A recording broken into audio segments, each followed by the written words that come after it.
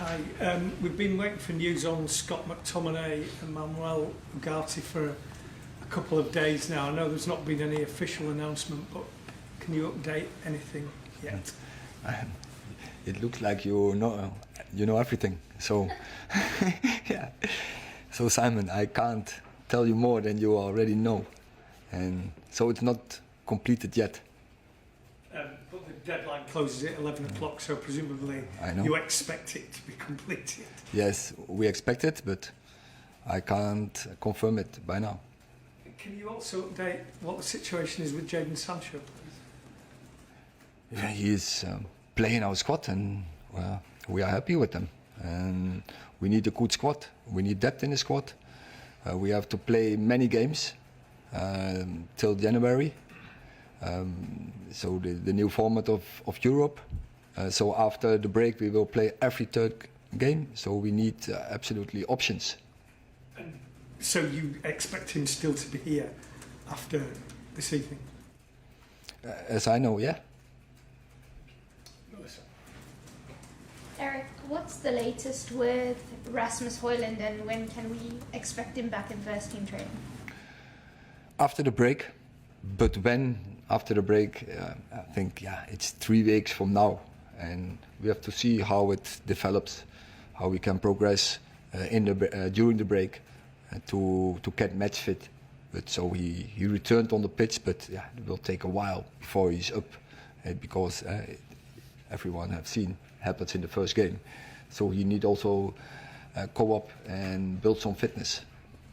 I know you can't confirm anything, but you would have seen the scenes yesterday of Scott McTominay at Naples Airport getting a very warm welcome by the fans. Was that a nice thing for you to see? Massive smile on his face, him being so welcomed so quickly? It's a little bit mixed. I'm very happy for him, and it's also for us, but it's mixed because I wouldn't prefer to lose him.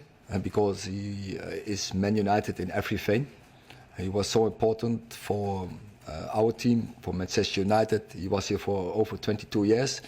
But unfortunately, it's the rules. And we have to discuss the rules when you have to do sales, and then obviously homegrown players, so academy players, they bring more value. And that's not the right thing to do. But I think for everyone, for all parts, it's a good deal.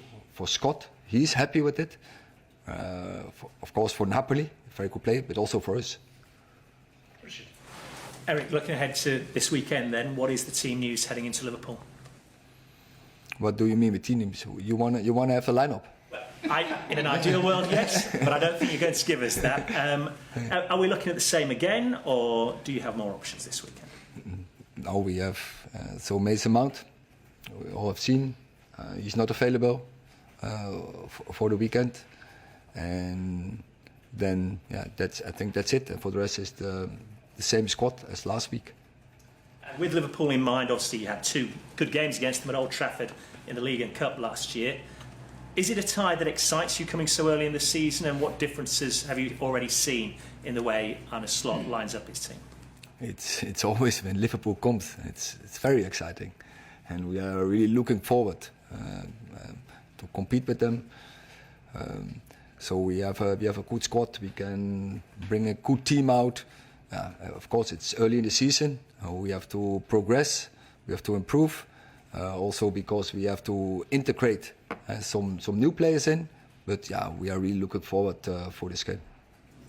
Neil, what are you getting with the new player that you maybe didn't have with Scott? Why have you sort of made the change? With the new player, to make the change, I think you can't. It's not a comparison. It's not that you can compare those 2 players because they are different players. But so we had 3 number 10s, and we didn't have any more holding midfielders apart from we had 1. So that is the idea behind. Erik, Dan Ashworth said at the UEFA draw regarding the transfer window, let's see what happens, the window's still open, we have some conversations going on. Do you think there'll be any more incomings, or do you think the next player will be the final player to come in? It's what Dan has said everything. So I don't have to go into this because it's already said. So I think we always look for opportunities to bring out the best squad we can have. Just for this weekend, Marcus Rashford's got a very good record against Liverpool, but he had some criticism from Alan Shearer last week. You took him off just after Ahmad scored. Is he lacking confidence? I know you said a couple of weeks ago he wasn't, but he's had some good chances this season and not taken them.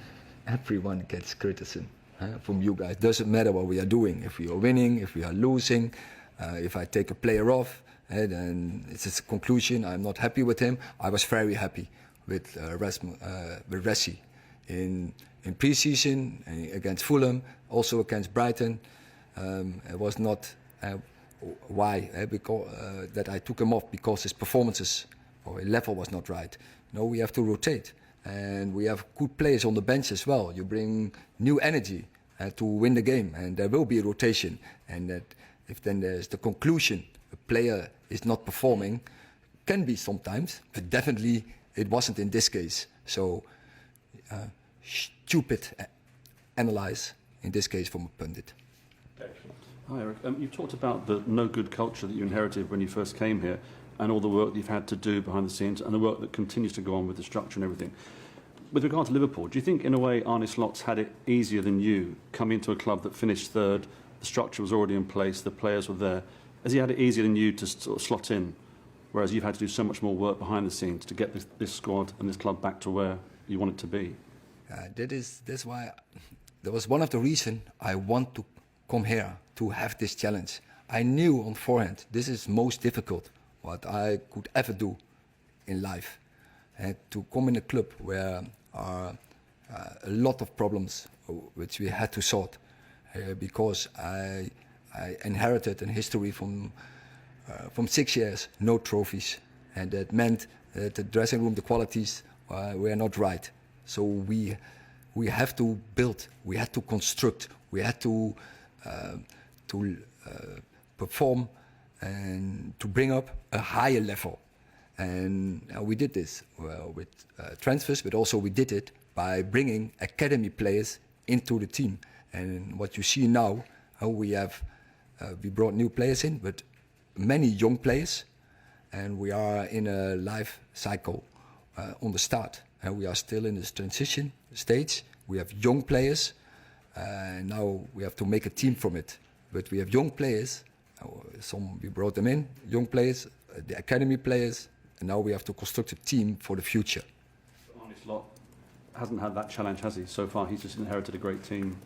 Yeah, but I'm not here to talk for him. But Liverpool, it's clear they are in a different phase of the life cycle. And they have a team who's mature. They have players already who are long together, playing long together, and who are very experienced. And we have much more a mix, and we have to build a new team. Last question in this section, Chris. Hi Erik, do you think, because of the job he's taking on, do you think it suits you to catch him early in the season, to try and get him early in that cycle, that gives you more of a chance to win this game? We can always win. Also last year we won when in the second part of the season. But you're facing somebody obviously that you know full well how difficult it is coming into this country, and it's probably better to face him early rather than to face him in 6 months' time. I'm not sure because, as you say, there is a team, and the structures are really clear. I think the players, the partnerships, the relationship in that team are very clear, and that is what he inherited. That is built over the past years, and still things are still the same. But also, I have seen some things already he brought in.